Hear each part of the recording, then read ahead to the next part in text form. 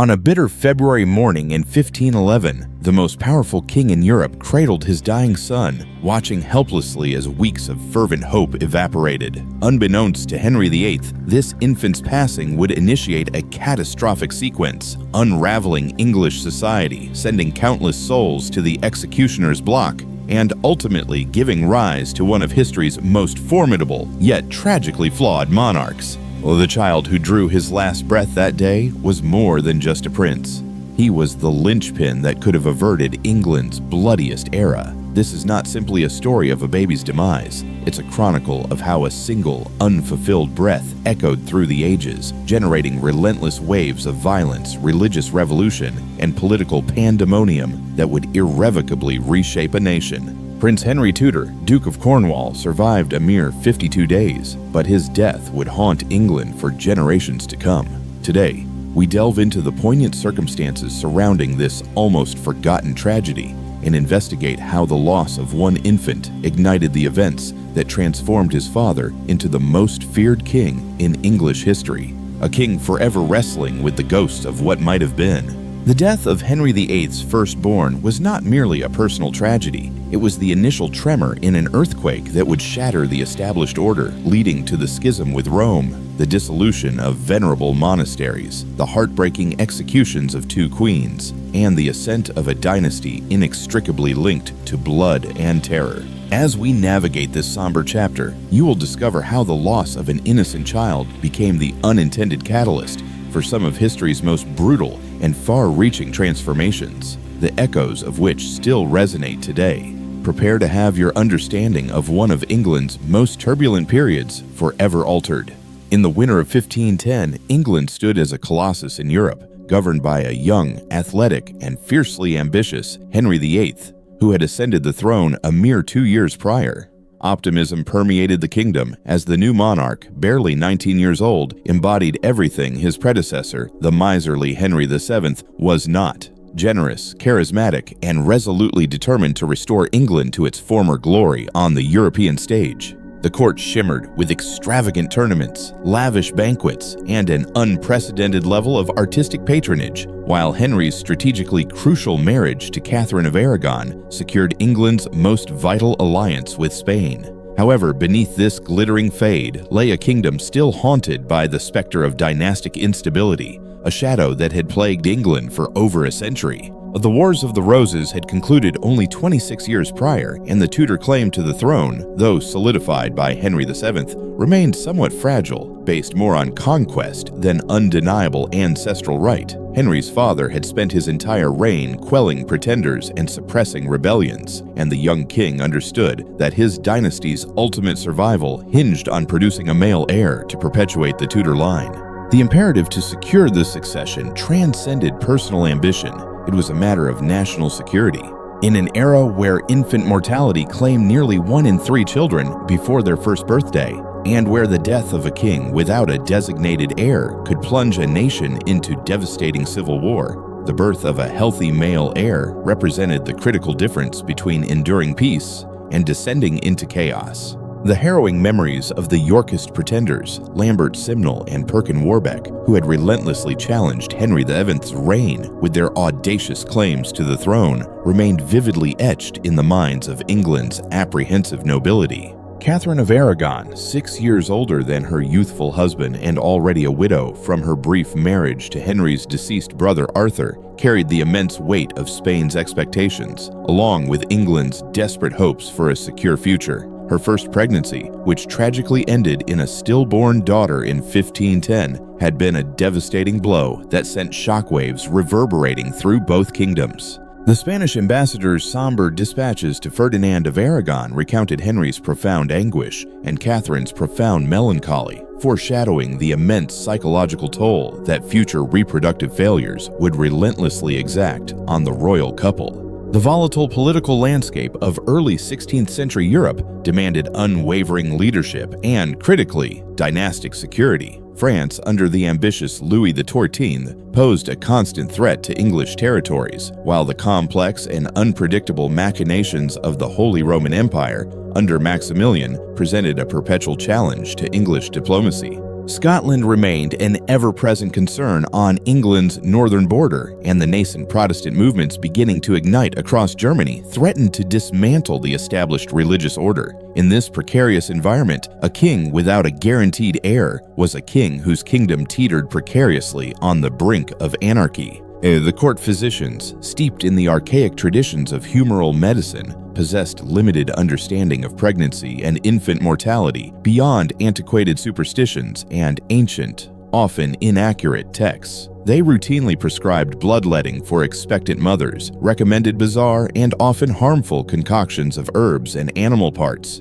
and frequently caused more harm than good with their well-intentioned yet ultimately misguided interventions. The royal couple's reproductive health was, quite literally, in the hands of men who believed that a woman's womb could wander throughout her body and that the unpredictable alignment of planets determined a child's chances of survival.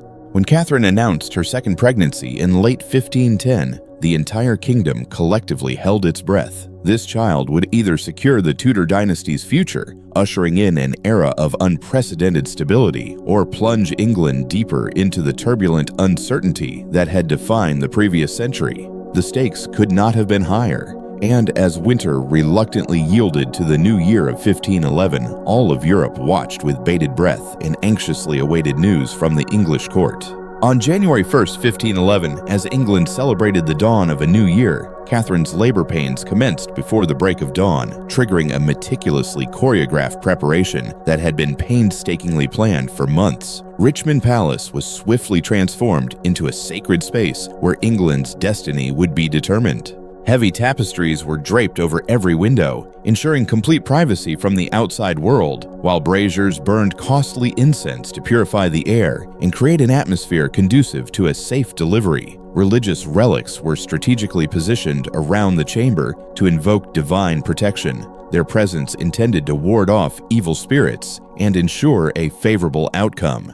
The birthing room resembled a sacred shrine more than a modern medical facility, lavishly decorated with precious cloths bearing the royal arms and illuminated by the soft, flickering glow of hundreds of candles. Their gentle light danced across golden crucifixes and illuminated painstakingly crafted, illuminated manuscripts containing fervent prayers for a safe and successful delivery. Katherine's dedicated attendants, led by the esteemed Lady Margaret Pole, Countess of Salisbury, moved with practiced efficiency through the intricate rituals that had governed royal births for centuries, their every action guided by tradition and superstition. Meanwhile, the anxious Henry paced the corridors outside, his boundless energy alternating between unwavering hope and barely concealed anxiety. At approximately 10 o'clock in the morning, the infant's first cries echoed triumphantly through the palace corridors, triggering an immediate explosion of unbridled joy that spread through Richmond Palace like wildfire. Courtiers, who had waited for hours in tense silence, suddenly erupted in boisterous celebrations that would continue for days.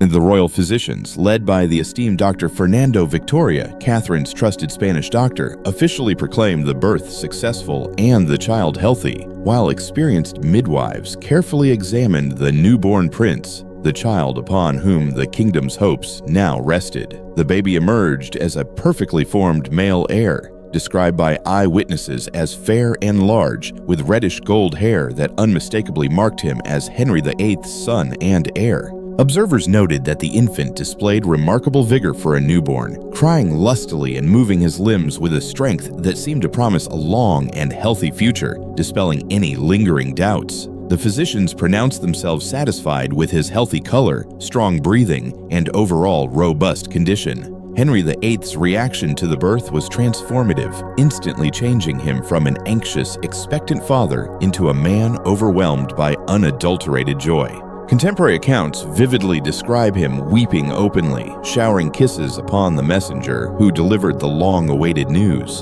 and immediately ordering preparations for elaborate ceremonies to announce the birth to the kingdom and to the courts of Europe. The king's profound relief was so palpable that witnesses recounted his hands shaking as he proudly held the official birth announcement, while his voice broke with emotion as he dictated letters to foreign monarchs, joyfully proclaiming the arrival of his heir. Richmond Palace rapidly became the epicenter of jubilant celebration as nobles, foreign ambassadors, and high-ranking court officials arrived in droves to pay homage to the newborn prince. They brought with them extravagant gifts of gold, silver, precious stones, and exotic fabrics sourced from across Europe and beyond. The Grand Hall filled with triumphant fanfares, while legions of servants rushed to prepare elaborate feasts fit for a king, formally marking the momentous announcement. Messengers riding the fastest horses in the royal stables carried news of the prince's arrival to every corner of England, ensuring that the entire nation shared in the joyous occasion. Katherine, despite the inevitable exhaustion of childbirth, received a constant stream of visitors in her chambers.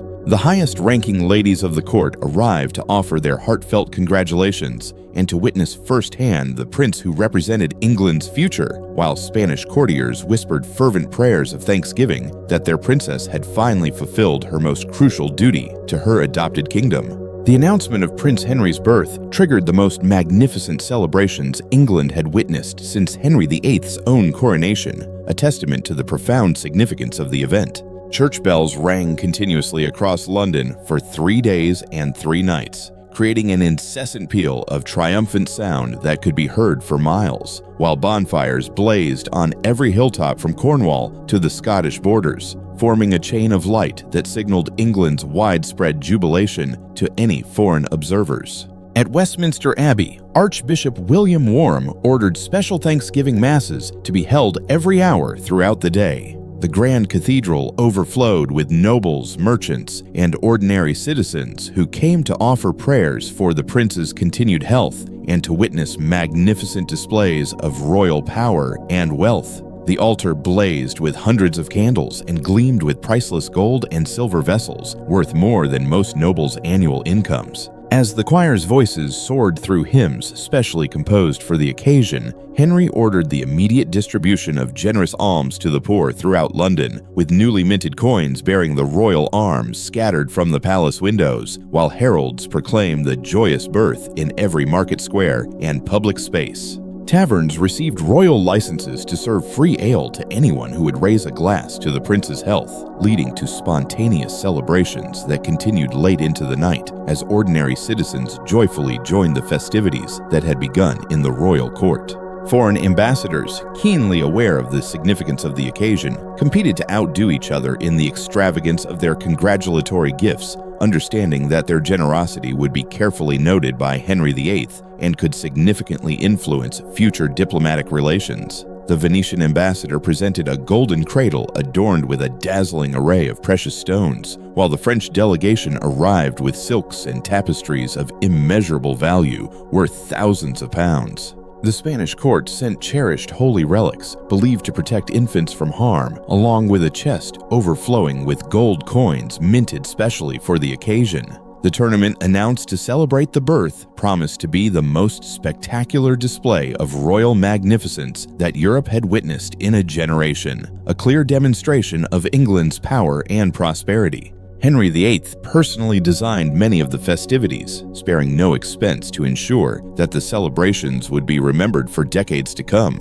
The king ordered the rapid construction of temporary wooden pavilions, lavishly covered in cloth of gold, while master craftsmen worked tirelessly day and night to create decorative armor and weapons, destined to be distributed as prizes to the deserving tournament winners. Royal proclamations announced lavish feasts that would feed thousands of guests over multiple days, with palace kitchens working around the clock to prepare dishes showcasing England's unparalleled wealth and Henry's legendary generosity. The carefully curated menus included exotic delicacies imported from across Europe and Asia, peacocks served with their iridescent tail feathers intact, elaborate sugar sculptures depicting scenes of royal triumph, and exquisite wines from the finest vineyards of France and Spain, carefully reserved in the royal cellars for such a momentous occasion. The sheer scale of these extravagant celebrations sent a clear and unambiguous message to England's enemies and allies alike that the Tudor dynasty was not only secure, but possessed the resources and unwavering confidence to celebrate lavishly, even as other European kingdoms struggled with devastating wars and crippling economic hardships, firmly positioning Henry VIII as a monarch whose power and wealth rivaled any ruler in Christendom. The royal baptism of Prince Henry Tudor represented far more than a simple religious ceremony. It was a meticulously orchestrated diplomatic spectacle, carefully designed to firmly establish the infant's prominent place in European politics, while simultaneously demonstrating England's unwavering status as a major power to be reckoned with. Henry VIII's strategic choice of godparents revealed his keen political acumen. Louis XIV of France and Margaret of Austria, representatives of England's most important potential allies, thereby binding these foreign powers to his son's future through sacred religious bonds, carrying profound political implications that extended far beyond the immediate ceremony. The ceremony, held at the Church of the Observant Friars at Richmond Palace, transformed the sacred space into a glittering showcase of Tudor wealth and power. Every surface was lavishly covered in cloth of gold, priceless tapestries, and religious artifacts whose combined value exceeded the annual revenues of entire counties. The font, specially commissioned for the occasion, was crafted from solid silver and meticulously decorated with the royal arms, alongside carefully chosen religious imagery proclaiming the divine nature of royal authority. The holy water, used for the sacred ritual, had been blessed by Archbishop Warham, using relics of revered English saints. Louis XIII's representative, the Duke of Longueville, arrived with a large retinue of French nobles whose magnificent costumes and generous gifts demonstrated France's commitment to maintaining a strong and enduring alliance with England. The Duke fully understood that the infant prince might one day rule a kingdom that could either pose a significant threat to French security or serve as a valuable and reliable ally against the growing power of the Holy Roman Empire. His extravagant gift, a golden cup encrusted with priceless precious stones, carried a symbolic significance that extended far beyond its material value, representing France's official recognition of the Tudor dynasty's legitimacy and enduring power. Margaret of Austria's participation as godmother carried equally significant implications for the future of England and Europe. Her prominent position as regent of the Netherlands made her one of Europe's most powerful and influential women, while her extensive family connections to both the Holy Roman Empire and Spain perfectly positioned her to serve as a crucial bridge between England and the continental power centers. Her attendants, represented by the Countess of Surrey acting as her proxy, demonstrated the Habsburg interest in maintaining positive relations with Henry VIII, despite the complex and often volatile rivalries that defined European politics. The carefully planned baptismal ceremony followed ancient and hallowed traditions, emphasizing the sacred nature of royal authority and the divine right of kings. The infant prince was resplendently dressed in robes of pristine white silk, meticulously embroidered with gold thread, while the holy chrism, used for his sacred anointing, had been specially prepared using oils blessed by the Pope himself. Contemporary accounts describe the baby remaining remarkably calm throughout the lengthy ceremony, which many observers interpreted as a positive sign of his future temperament and suitability for rule. The clear, strong voice with which he cried during the ritual was widely seen as evidence of his vigorous constitution, promising a long and prosperous reign. The profound political significance of the event was not lost on the assembled nobility, who fully understood that their attendance and behavior would be closely noted by the king and could significantly influence their future positions at court. This understanding led to elaborate displays of loyalty and competitive gift-giving, reflecting the high stakes surrounding the prince's birth and the ongoing competition for royal favor. The ceremony concluded with a magnificent feast that lasted well into the night, featuring dazzling entertainment by England's finest musicians and poets, while the infant prince was proudly displayed to the assembled guests as a potent symbol of the dynasty's secure future and the hope for generations of Tudor rule. The establishment of the prince's own royal household immediately following his baptism clearly demonstrated Henry VIII's unwavering confidence in his heir's survival and his firm determination to provide every possible advantage for the child's development. It was essentially creating a miniature court that employed dozens of dedicated servants and cost enormous sums to maintain, serving as a highly visible symbol of royal wealth and the immense importance placed on securing the succession. Prince Henry Tudor's brief existence unfolded within this purpose-built royal household, which rivaled many established European courts in its complexity, opulence, and sheer expense. Henry VIII spared no expense or effort in ensuring that his heir received the finest care, befitting the future King of England. The prince's luxurious apartments at Richmond Palace were meticulously redesigned specifically to meet his needs, with chambers kept at carefully controlled temperatures through constant fires, meticulously tended by teams of dedicated servants. The walls were lavishly hung with exquisitely detailed tapestries depicting heroic scenes from English history, intended to instill greatness and inspire future glory, even during his earliest months. The infant's carefully structured daily routine was governed by protocols refined over centuries of royal childcare. Every feeding, every clothing change, and every moment of sleep was meticulously documented by attendants, whose positions carried enormous responsibility for the dynasty's very future. While the royal nursery employed over 30 dedicated individuals, carefully chosen wet nurses selected for their perfect health and impeccable moral character, dedicated rockers, whose sole duty was to keep the prince's cradle in a gentle, soothing motion, and vigilant watchers, who maintained a constant vigil throughout the night, ensuring his safety and comfort. Dr. Fernando Victoria established a strict regimen, combining the latest medical knowledge with time-honored traditions, carefully balancing innovation with established practice. He prescribed specific diets for the wet nurses, meticulously designed to ensure the quality and richness of their milk, and ordered regular examinations to closely monitor the infant's development. The doctor's detailed reports, meticulously preserved in the royal archives, describe a healthy child who gained weight steadily during his first weeks, showed appropriate and encouraging responses to various stimuli, and displayed the robust constitution that seemed to promise a long and successful reign. The prince's elaborate wardrobe alone represented a significant investment, utilizing only Europe's finest materials and most skilled artisans. Tiny garments were meticulously crafted from silk, velvet, and cloth of gold, elaborately embroidered with pearls and precious threads, creating miniature works of art suitable for England's heir apparent. Each exquisite outfit was specially blessed by a royal chaplain before being placed on the infant, while his swaddling clothes were changed multiple times daily, using only the finest linens, meticulously prepared according to ancient customs believed to promote health and strength. Henry VIII visited his son's apartments daily, often spending hours watching the infant sleep or diligently observing his feedings, displaying a surprising level of paternal devotion that surprised courtiers, accustomed to seeing their king primarily as a decisive political and military leader. Contemporary accounts describe the king's obvious and unwavering pride in his heir, noting how his face would visibly light up when discussing the prince's progress with others. Visitors to the royal nursery were struck by Henry's gentle manner when holding his son, revealing a softer side to the formidable monarch. Security surrounding the prince was extraordinary, even by royal standards. Heavily armed guards were posted at every entrance to his apartments, while trusted food tasters rigorously ensured that nothing potentially harmful could reach the vulnerable infant through his wet nurse's diet. This reflected the pervasive paranoia that had characterized Henry VII's reign and a deep understanding that the prince's life was, quite literally,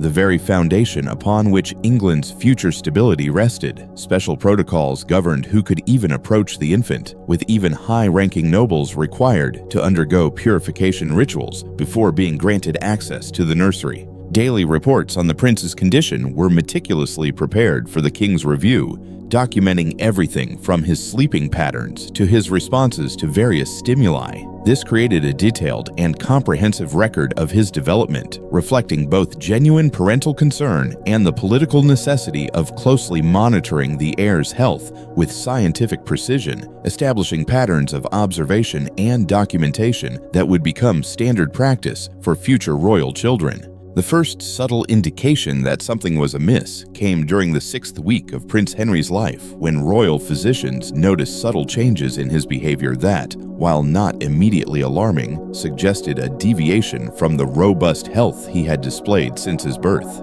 The infant's feeding patterns became somewhat irregular, with periods of eager nursing followed by listless episodes where he showed little interest in nourishment. Victoria immediately ordered more frequent examinations and consultations with colleagues about possible causes of these variations. Court observers who had grown accustomed to seeing the prince display vigorous movements and strong cries began commenting privately on periods of unusual quietness, a stark contrast to his previous vitality. These growing concerns were not yet shared with the king and queen, as the royal physicians cautiously hoped that the observed changes represented nothing more than normal fluctuations in infant behavior. Wet nurses reported that the prince sometimes seemed to struggle with feeding, requiring more effort to stimulate his interest in nursing, while his periods of sleep grew longer and his waking moments less active and engaged. The royal nursery staff, meticulously trained to observe every minute detail of the prince's condition, noticed that his complexion occasionally appeared paler than usual. This worrying symptom came and went in ways that made it difficult to determine whether it represented a genuine health concern or merely normal variations in infant appearance.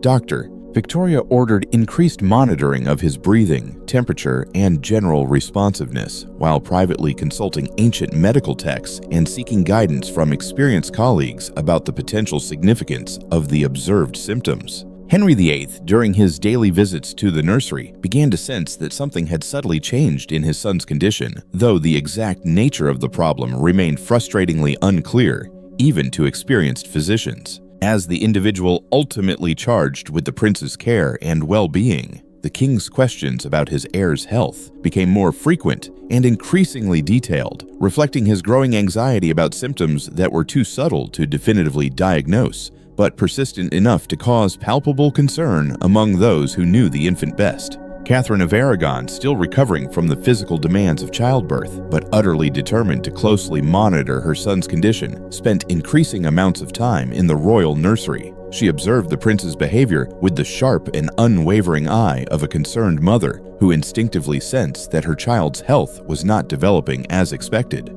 Her loyal Spanish attendants noticed her growing worry, though she consciously attempted to maintain public confidence while privately seeking reassurance from physicians about her son's increasingly fragile condition. The atmosphere of the royal court began to subtly shift as rumors about the prince's declining health circulated among the apprehensive nobility, though these concerns remained largely unspoken out of respect for royal sensitivities and the very real fear of spreading panic about the succession.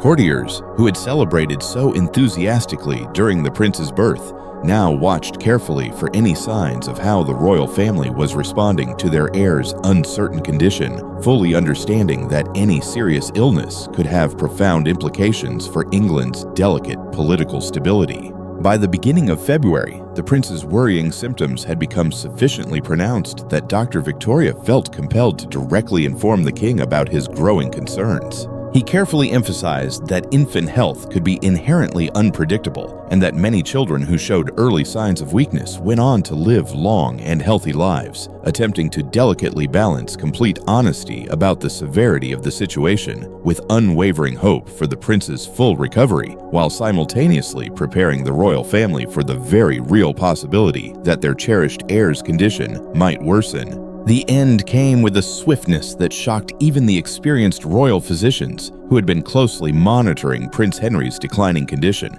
The infant, who had previously seemed merely listless, suddenly took a dramatic turn for the worse during the early morning hours of February 22, 1511. Night watchers in the royal nursery noticed that the prince's breathing had become labored and distinctly irregular, while his delicate skin took on the grayish pallor that medical practitioners recognized as one of the most ominous signs in infant illness, prompting an immediate summons for Dr. Victoria and other highly respected court physicians. Despite the frantic efforts of the dedicated medical team, who employed every remedy known to 16th century medicine, including bloodletting, administration of potent herbal preparations, and fervent prayers offered by a deeply concerned royal chaplain, the prince's condition continued to deteriorate rapidly throughout the morning. The infant's cries, which had been so strong and lusty at birth, became increasingly weak and intermittent, while his tiny body seemed to struggle against unseen forces that physicians could neither identify nor combat effectively, leaving them as helpless witnesses to the unfolding tragedy.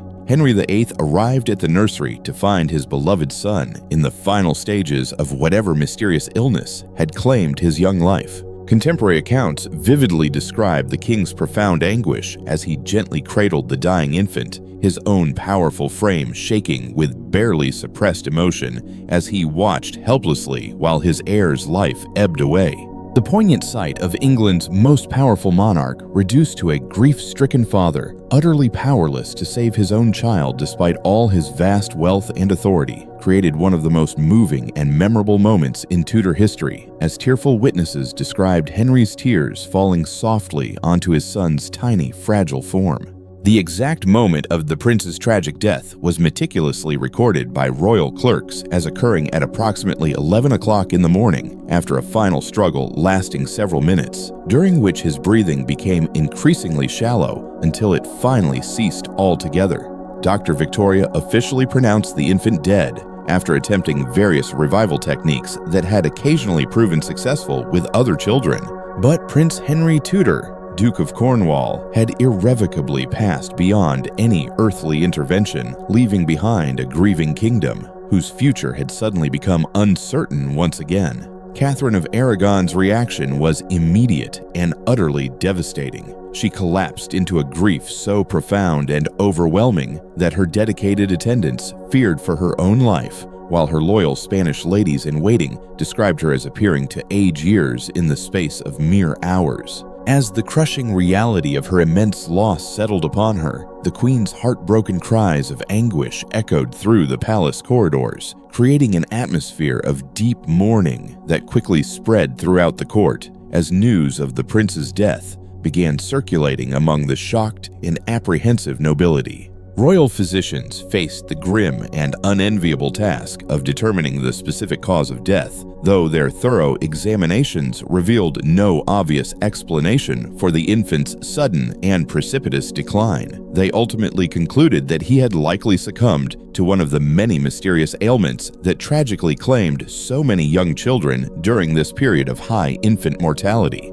Their official report attributed the death to natural causes while acknowledging their inability to definitively identify the specific illness that had proven fatal, a frustrating medical uncertainty that would haunt the royal couple for years to come. Richmond Palace, once a center of joyous celebration, was swiftly transformed into a somber house of mourning as elaborate preparations for the continued festivities were hastily canceled and replaced with the grim protocols governing royal deaths. While messengers prepared to carry the devastating news to courts across Europe, where the prince's birth had been celebrated with such unbridled joy just 7 short weeks earlier, Henry VIII's carefully calculated public response to his son's death revealed the complex performance required of 16th century monarchs, who were expected to maintain an unwavering facade of royal dignity, even in the face of profound personal devastation. The king adopted a carefully controlled demeanor, skillfully masking the profound grief that was slowly consuming his soul. Contemporary accounts describe Henry appearing in public within days of the prince's death,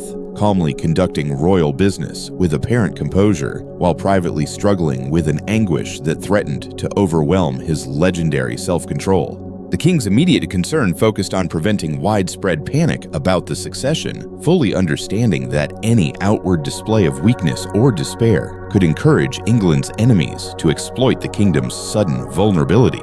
Royal proclamations emphasized that while Prince Henry's loss was deeply mourned by the entire nation, the king remained young and vigorous, with every expectation of producing additional heirs, presenting a narrative of resilience designed to maintain political stability during a period of profound uncertainty. However, behind the carefully constructed fade of royal composure, Henry's private behavior revealed the true depth of his devastating emotional turmoil. Courtiers noted his increased irritability, his growing tendency to withdraw from social activities that had previously brought him immense joy, and his obsessive focus on rigorous military exercises and intense hunting, which seemed designed to exhaust his body and distract his mind from dwelling on his tragic loss. The king's legendary appetite for festivities and entertainment diminished markedly, replaced by a grimness that would become increasingly characteristic of his later reign. The funeral of Prince Henry Tudor represented one of the most elaborate and extravagantly expensive ceremonies in English royal history, as Henry VIII channeled his overwhelming grief into a spectacular display of royal magnificence, intended to demonstrate to the entire world both the dynasty's vast wealth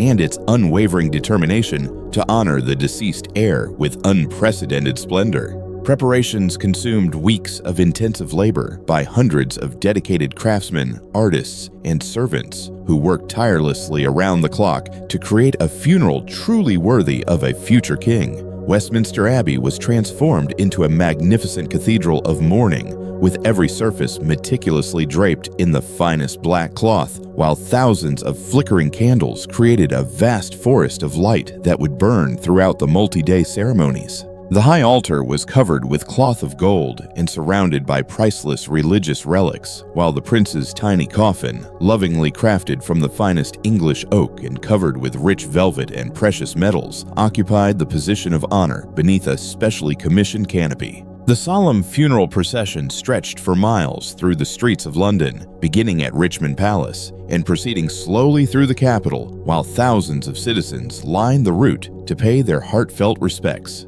The procession included hundreds of mounted nobles in full ceremonial dress, solemn clergy carrying religious banners and singing mournful hymns for the dead, and representatives of every craft guild and merchant company in London, creating a spectacular and unforgettable parade that took hours to pass any single point. The actual burial service, conducted by Archbishop Warham with the assistance of dozens of high-ranking clergy, featured music specially composed for the occasion, while the assembled nobility participated in traditional rituals, emphasizing both Christian hope for resurrection and royal claims to divine favor, despite the tragic circumstances that had befallen the dynasty.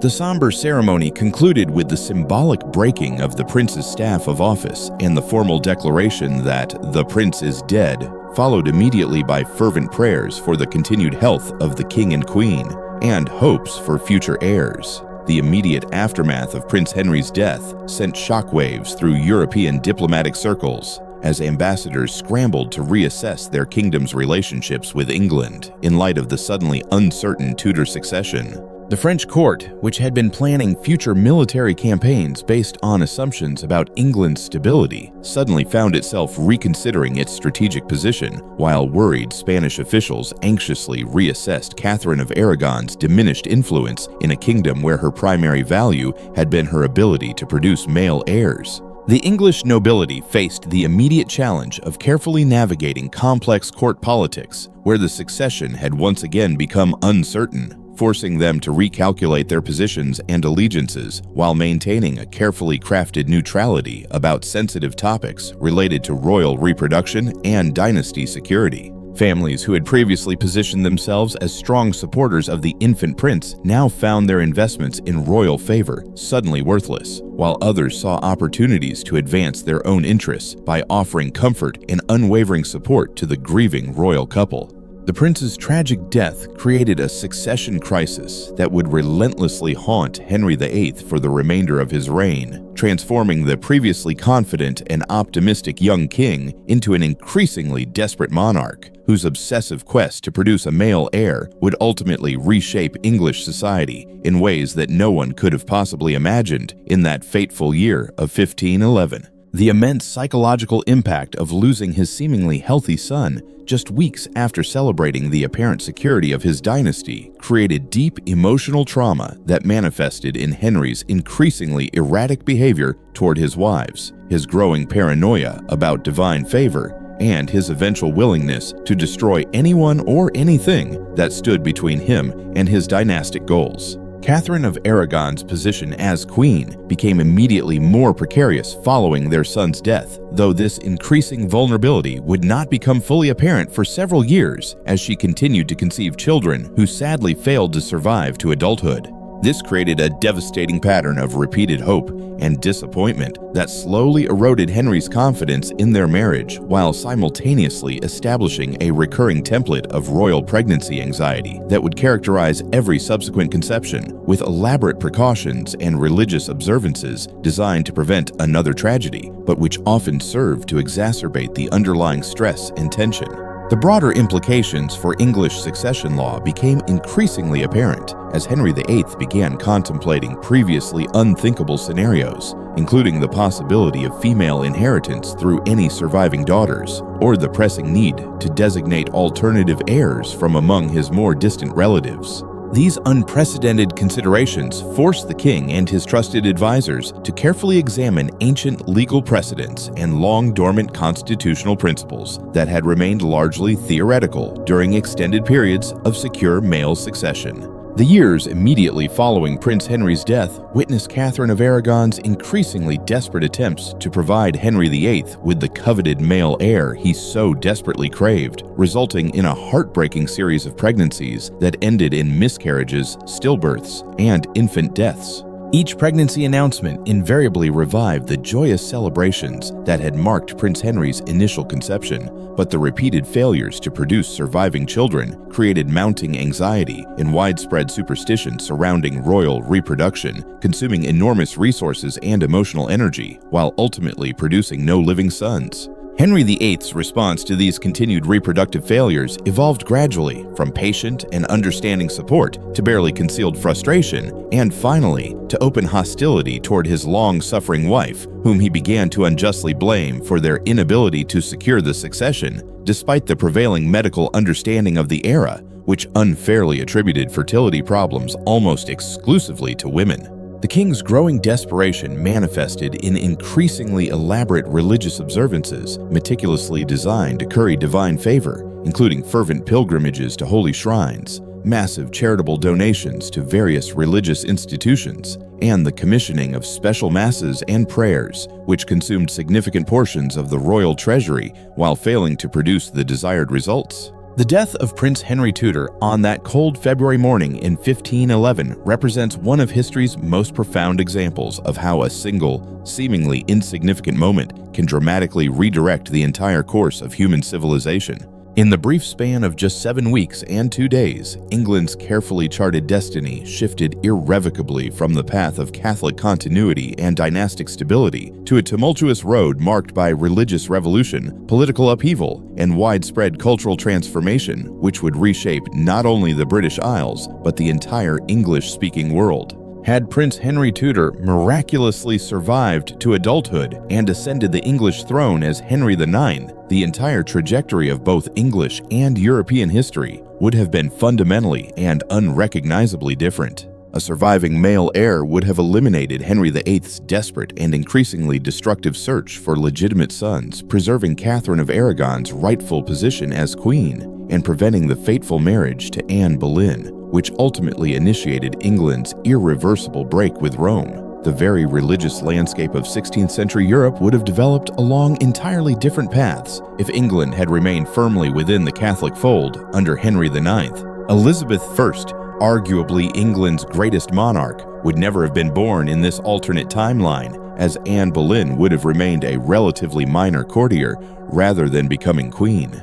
The Elizabethan age, with its unparalleled flowering of literature, exploration, and naval power, would never have occurred, leaving English culture to develop along entirely different lines, while preventing the decisive defeat of the Spanish Armada and the establishment of English naval supremacy. The sweeping social and economic transformations that accompanied the English Reformation would not have taken place, meaning that monastic lands would have remained in the hands of the church, rather than being redistributed to the ambitious nobility. The tragic irony that Henry VIII's desperate search for the son he had already possessed and then tragically lost would ultimately lead him to destroy everything he had sworn to protect: his marriage, his church, his loyal nobility, and ultimately thousands of his own subjects, reveals the destructive power of unchecked grief when it becomes inextricably entangled with absolute power and unwavering religious authority. The infant who died so tragically in his father's arms had already secured the Tudor succession, but his untimely death created a deep psychological wound